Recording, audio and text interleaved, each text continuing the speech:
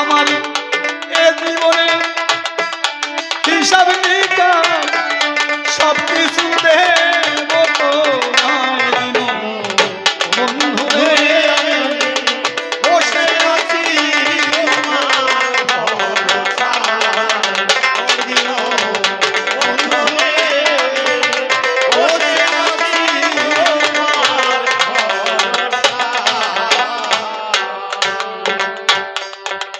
এই ভবের হাটে এসে দেখি মায়ার কারবার, স্বার্থ লোভের নেশা কেনা,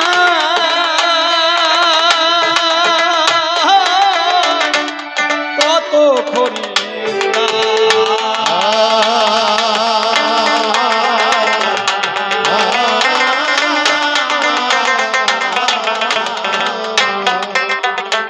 আমি যেদিন মাতৃগর্ভে ছিলাম সপ্তম মাসের কালে গোবিন্দের দেখা পেয়েছিলাম।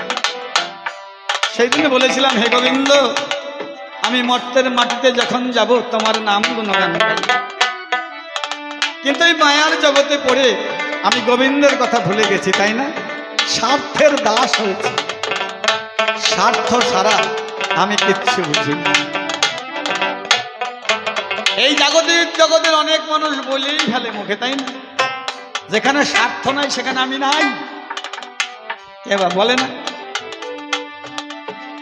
যেখানে স্বার্থ নাই সেখানে আমি নাই।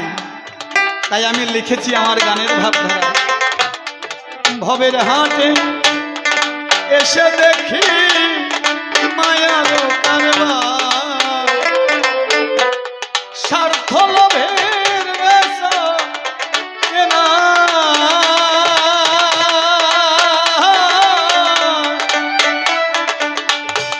কত খরিদ্দার।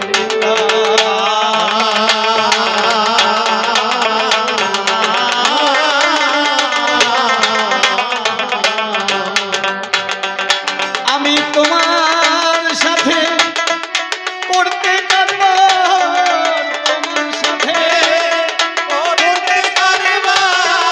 তোমার সাথে পড়তে কারবার, এসেছিল বেধরায় বন্ধু রে। বসে আছি তোমার ভরসা।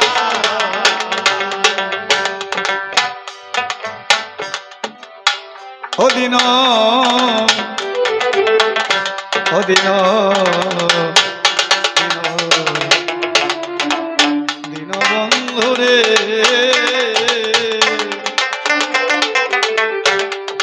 তুমি কোথায় দিন বন্ধু? যদি তোমায় পাই আমার এ জীবন যন্ত্রণা ব্যথা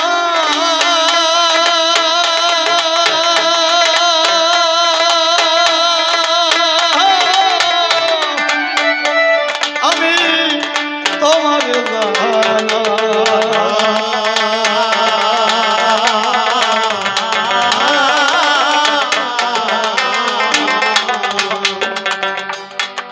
যেদিন নতুন মানুষ এই সংসারে এসেছিল একজন অচেনা মানুষের সঙ্গে, প্রথম যেদিনে ফুলবাসরে গিয়েছিলাম, দুইজনাকে জড়িয়ে ধরে কত ভালোবাসার কথা বলেছিলাম। তুমি আমার আর আমি তোমার, দুইজনের মধ্যে এমনি ভাবে থাকবো, এমনি ভালোবেসেই আমরা এ জীবন কাটাবো। কিন্তু যখনই 1 বছর হয়ে গেল, মাঝখানে একজন অতিথি এলো, ভালোবাসা কিছুটা দূরে চলে গেল। আগের ভালোবাসা আর নাই, তাই না? ভালোবাসা কিছুটা দূরে চলে গেছে। যখন 2 বছরে 2 জন এলো, 3 বছরে 3 জন এলো, ওই ঘরের খাটেতেই আর ধরে না। বাড়ির গিন্নি ডাক দিয়ে কয়, কথা নেবে, আজ থেকে তুমি বারান্দায় গিয়ে ঘুমাবে। ভালোবাসা বারান্দায় চলে গেছে, আর ভালোবাসা নাই, বারান্দায় চলে গেছে ভালোবাসা।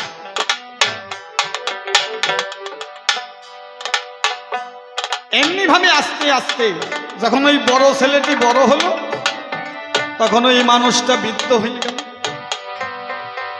একই ঘরে যখন ওই বৌমা আর ছেলে ফুলো সজ্জা করে, ওই বৃদ্ধ বারান্দায় বসে বসে খকর কইরা কইরা কাশি আর কাশি ফেলায়।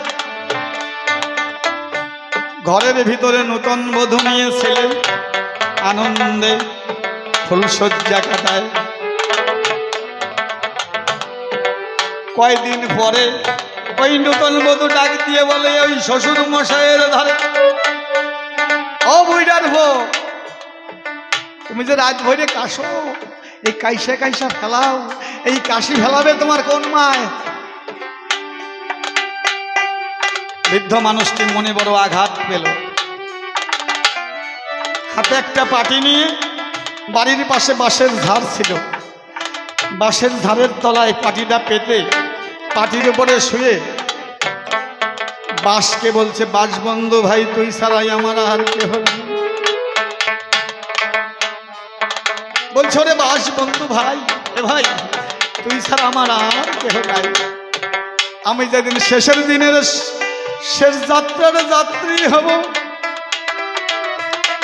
আমি যেদিন শেষের দিনের শেষ যাত্রার যাত্রী হব, সেই দিনে তোর কাঁধে চড়ে আমি শ্মশানে ঘাটে যাব।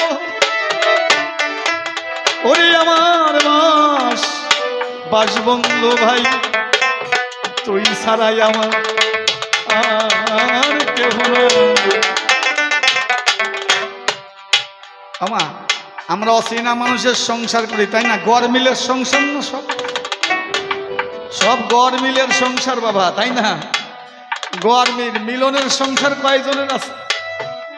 গড় মিলের সংসার, যারা মিলনের সংসার করেছে তাদের নাম স্বর্ণাক্ষরে ইতিহাস হয়ে আছে, তাই না? ওই যে রানী চণ্ডীদাস ছিল, জয়দেব পদ্মাবতী ছিল, চণ্ডীদাস রজকিনী ছিল। এরা মনের মানুষের সঙ্গে সংসার করেছিল। ঘরে বাইরে এক মন, তবে হয় কৃষ্ণের দর্শন। ঘরে বাইরে এক মন, তাহলে হয় কৃষ্ণের দর্শন। তা না হলে পাওয়া যায় না শ্রীকৃষ্ণ মধুসূদন। এই কথা বোঝে কয়জন?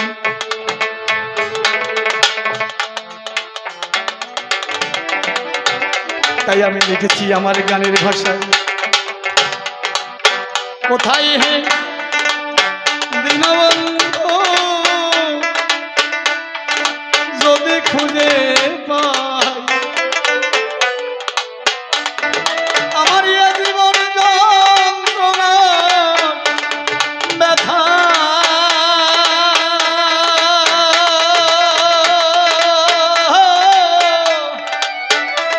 আমি তোমার জানা।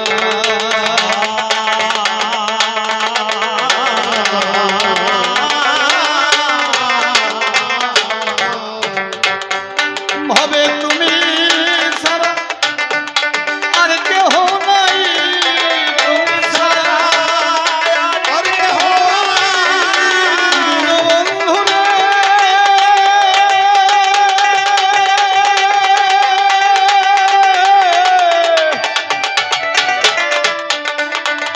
দীনবন্ধু রে,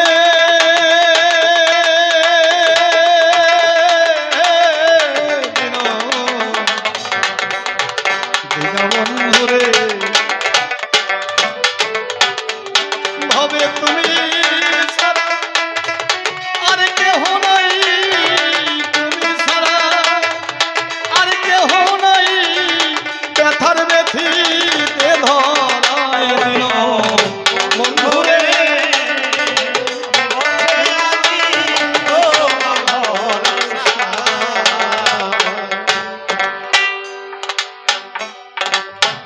দীনবন্ধু রে, ও দীনবন্ধু রে,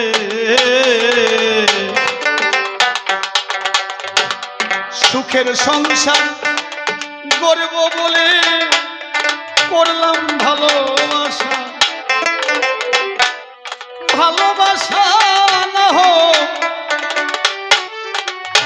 না হলো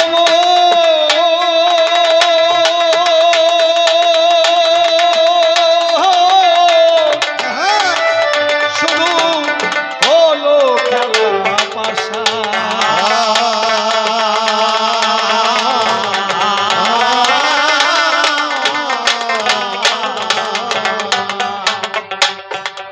এই সুখের সংসার গড়ব বলে করলাম ভালোবাসা, ভালোবাসা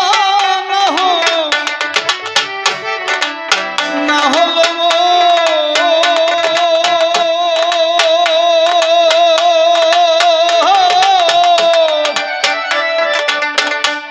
হলো খেলা পাশা।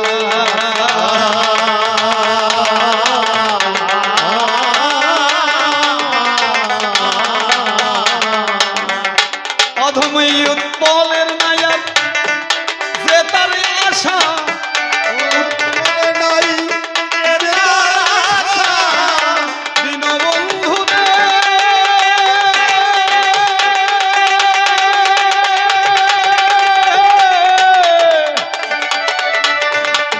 দীনবন্ধু রে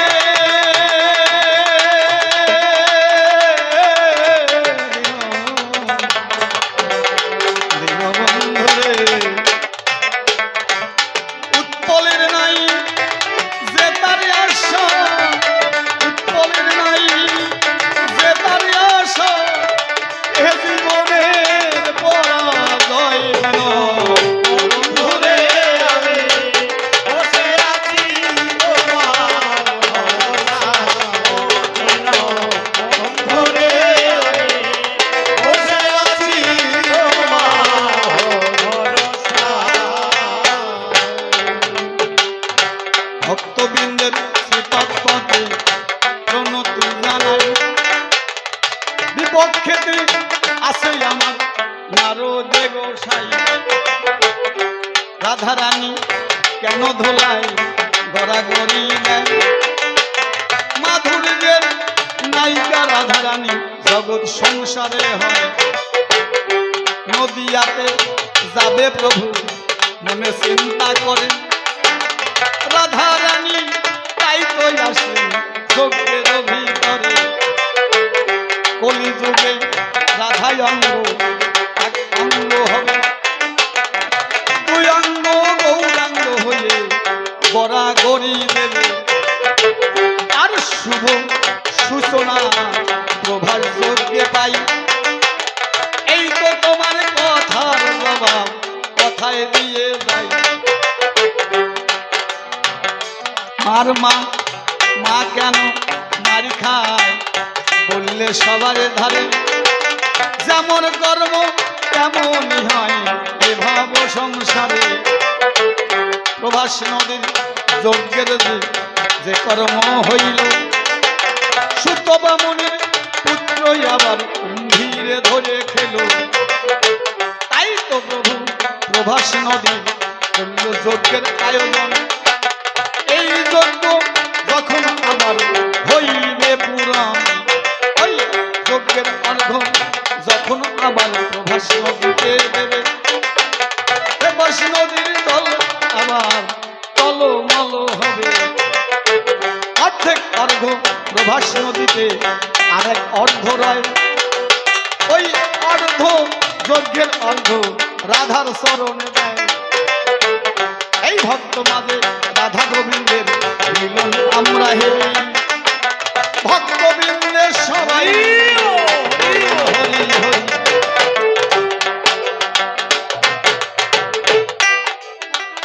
আমরা বলি না বিধাতা যা লিখেছে আমার তাই হবে বাবা, না।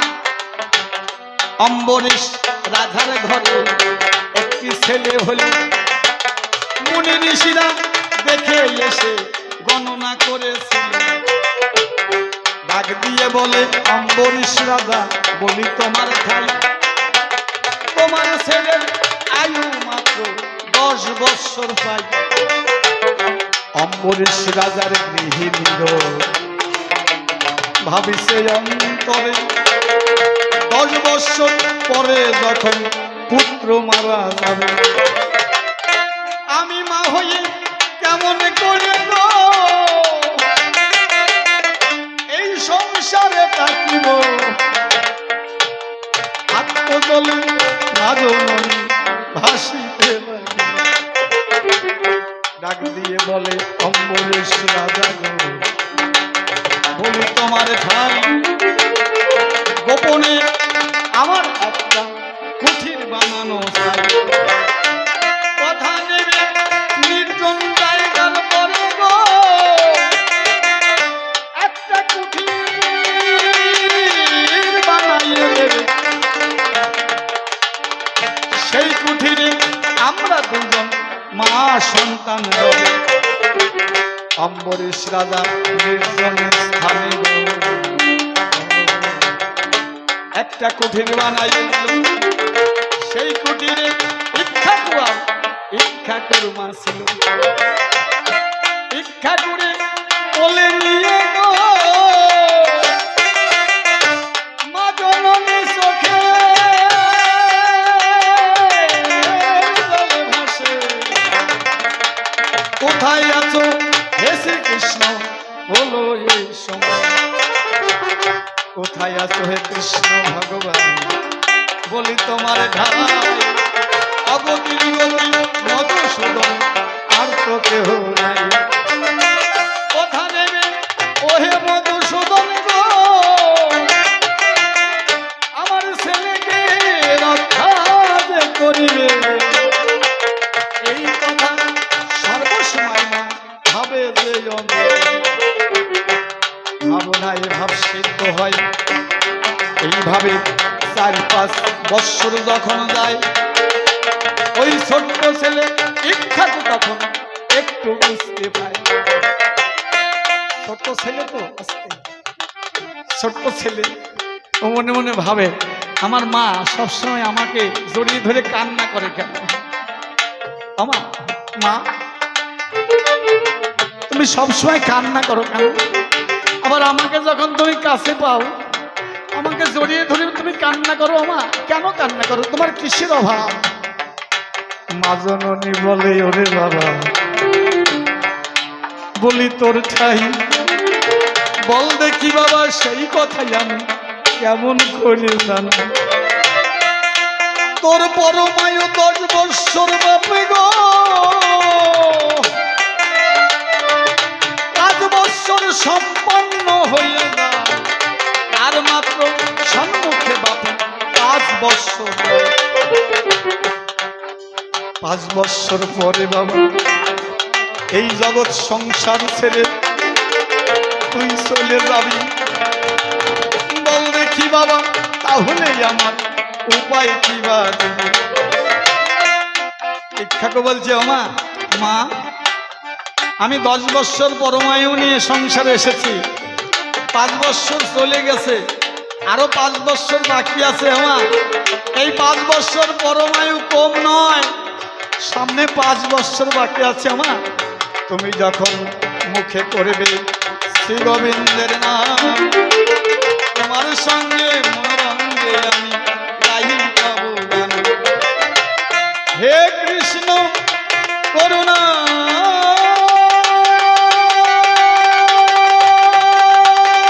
সিন্ধু, হে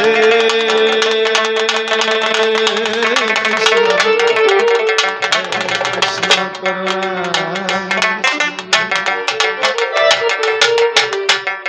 হে কৃষ্ণ করুণা সিন্ধু, তুমি দিনের বন্ধু হয়, এই অধম বেদনার পারি করি তুমি পারি করিয়া দিও, তুমি ছাড়া আর ভাবে আর তো কেহ নাই, দুবাহু তুলে ঠাকুর পরম দয়াল কি ডাকিছে সেটা, কৃষ্ণ কৃষ্ণ কৃষ্ণ বলে গো ইক্ষাকুকে দেবে দেখতে দেখতে ৫০ বছর অতিবাহিত হয়। আর মাত্র কয়েক ঘন্টা বাকি আছে গো, ভগবানের সিংহাসনে করিছে চলমান। কেন এই ছেলেটি কাঁদিতেছে, কি বাজে কারণ?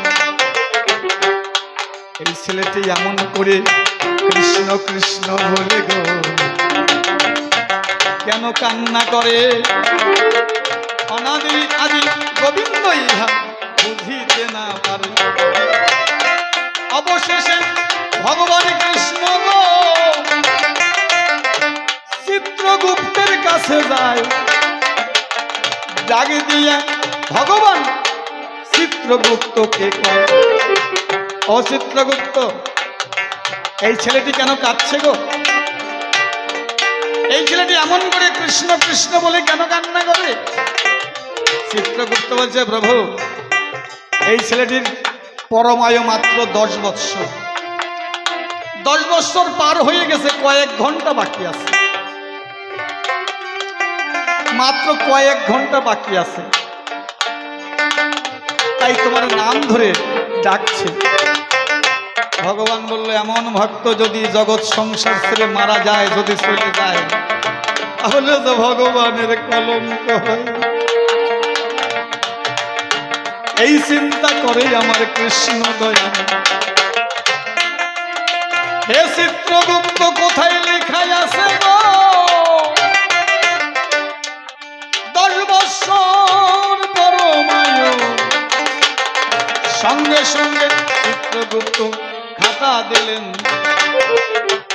খাতা হস্তে নিয়ে আমার প্রাণ গোবিন্দ গো ভাবিছে অন্তরে, মনে মনে যখন ভক্তের চিন্তা যে করে, ভাবিতে ভাবিতে কাজল কৃষ্ণ কোমল আখি গো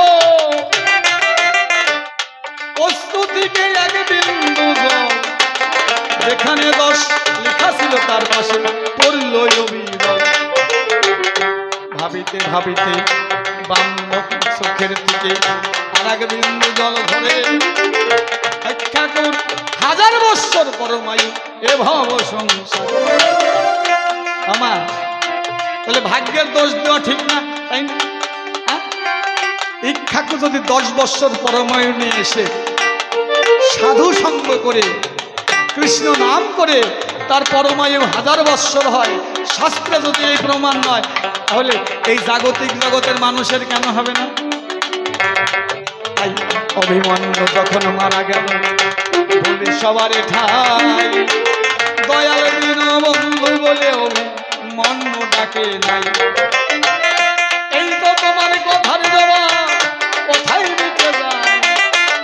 আর কি কথা বলবো জানি এ ধর্ম সভায়, যাক তবে বেশি কথা বলবো না ছেড়ে দিয়ে যাবো আমি কাব্য আলোচনা। দেখি আবার আসলে এসে কোন কথা কোন ভাবে কোন তত্ত্ব উঠাইয়া লয়। যাক তবে বেশি কথা বলবো না ছেড়ে দিয়ে যাবো আমি কাব্য আলোচনা। দেখি আবার নারদ মুনি কোন কথা কয়, কোন ভাবে কোন তত্ত্ব উঠাইয়া লয়। আমি কেন শুধু শুধু বলতে যাবো বেশি বেশি বললে ভক্তবৃন্দ হয়ে যাবে খুশি। ভক্তবৃন্দ সেবার পদে পরিণতি জানাই, ভুল কি করতে তোমাদের কাছে এইখানে দেখো এখান তোরা কান্দের শরীর একবার যাই যাই ভক্তবৃন্দ প্রেমানন্দে হরি হরি হরি হরি হরি হরি জয় ভগবান জয় ভগবান জয়।